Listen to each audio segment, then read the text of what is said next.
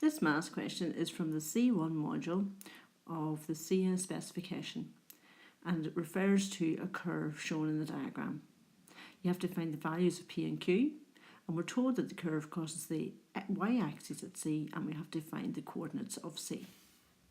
In this question, you have to find the values of P and Q.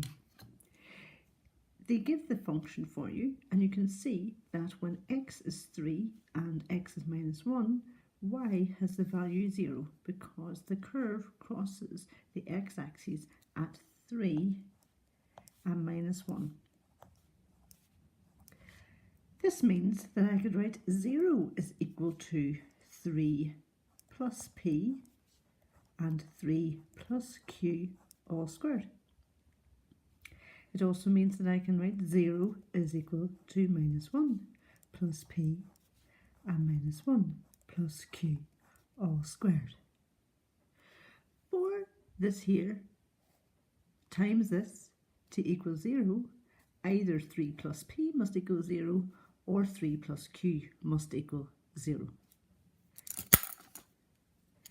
If 3 plus p equals 0, then p would equal minus 3. And if 3 plus q squared is equal to 0, then 3 plus q must equal 0, and that would give rise to q being equal to minus 3 as well. Similarly, when you have put in minus 1 into the equation, either this is 0 to make this product 0, or this is 0 to make the whole product equal to 0. So that would mean that p is equal to positive 1, or q is equal to positive 1. So basically, we want to know p is 1 and q is 1, or if p is minus 3 or q is minus 3. P can't possibly have two values and q have two values when it's just a quadratic curve. So what we're going to do is we're going to look at the curve, and we can see that when x is 0, the y value has to be a negative number. So I'll try out the combination when p is 1 and q is minus 3. I write out the equation, and I know that y has to be a negative answer when x is 0.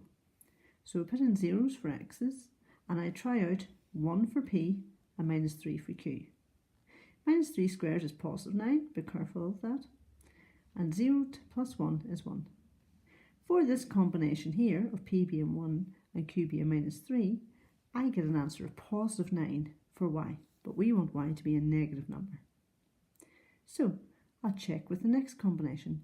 Could p have been minus 3 and q been positive 1? So x plus p, x plus q all squared. Put in 0 for x again, and put in minus 3 for p and 1 for q. 0 plus 1 squared is 1. 0 minus 3 is minus 3. Minus 3 times 1 is minus 3. This gives me an answer of minus 3.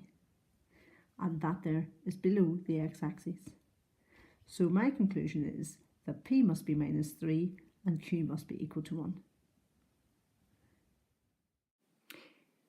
The next part of the question says that the curve crosses the y-axis of C and to find the coordinates of C. This is the curve given in the question. The curve crosses the y-axis here, and this here is given by C in the question. The curve crosses the y-axis when x is 0. So if y is equal to x plus p, x plus q all squared, and if y equals the c value when x is 0, then put in 0 for x. We already know that p is minus 3 and q is 1, so c is equal to 0 minus 3, 0 plus 1 all squared. 0 minus 3 is minus 3, positive 1 all squared is 1.